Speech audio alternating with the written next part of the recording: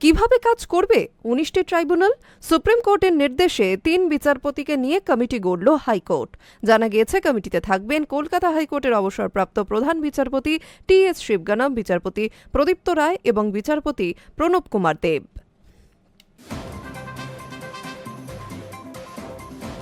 Supreme নির্দেশ মেনেই tribunal নিয়ে কমিটি গঠন করল কলকাতা হাইকোর্ট। এই কমিটিতে রাখা হয়েছে ৩ বিচারপতিকে। হাইকোর্টের প্রধান বিচারপতি সুজয় পাল এই কমিটি গঠন করেন।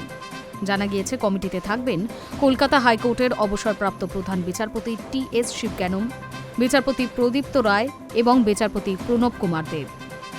১৯টি ট্রাইব্যুনাল কিভাবে কাজ করবে তাই কমিটি ঠিক করবে। বঙ্গ বিধানসভা নির্বাচনের বাকি আর কয়েকটা দিন। আগামী ২৩ এবং ২৯ এপ্রিল ২ দফায় ভোট হবে বাংলায়। কিন্তু এখনও পর্যন্ত ট্রাইব্যুনাল নিয়ে রয়েছে একাধিক প্রশ্ন। সকাল থেকেই ট্রাইব্যুনালে নাম তোলার জন্য লম্বা লাইন লাগে সাধারণ মানুষের। এই পরিস্থিতিতে বিশেষ করে রাজ্য বিধানসভা নির্বাচনের আবহে এসআইআর মামলার শুনানিতে সোমবার সুপ্রিম কোর্ট জানায় ১৯টি আপিল ট্রাইব্যুনালের ক্ষেত্রে একই ধরনের প্রক্রিয়া অনুসরণ করা বাধ্যতামূলক। এই উদ্দেশ্যে কলকাতা হাইকোর্টের প্রধান বিচারপতিকে একটি কমিটি গঠনের নির্দেশ দেওয়া হয়। ওই কমিটিতে ৩ জন প্রাক্তন সিনিয়র প্রধান বিচারপতি বা বিচারপতিকে অন্তর্ভুক্ত করতে বলা হয়। আদালতের মতে এই কমিটি ট্রাইব্যুনালগুলোর জন্য একটি অভিন্ন পদ্ধতি নির্ধারণ করবে।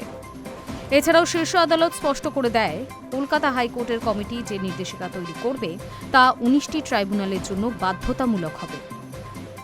এসআইআর মামলার শুনানিতে সোমবার সুপ্রিম কোর্ট জানায় ১৯টি আপিল ট্রাইব্যুনালের ক্ষেত্রে একই ধরনের প্রক্রিয়া অনুসরণ করা বাধ্যতামূলক।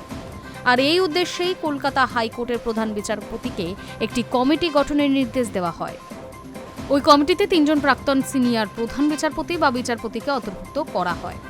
শুধু তাই নয়, অফলাইনে আপিল জমা পড়লে সংশ্লিষ্ট জেলা শাসকের দপ্তর থেকে রসিদ দেওয়ার নির্দেশও দেওয়া হয়েছে, যাতে প্রক্রিয়ায় স্বচ্ছতা বজায় থাকে। আর সেই নির্দেশ মেনেই ৩ বিচারপতিকে নিয়ে কমিটি গঠন করলেন কলকাতা হাইকোর্টের প্রধান বিচারপতি সুজয় পাল।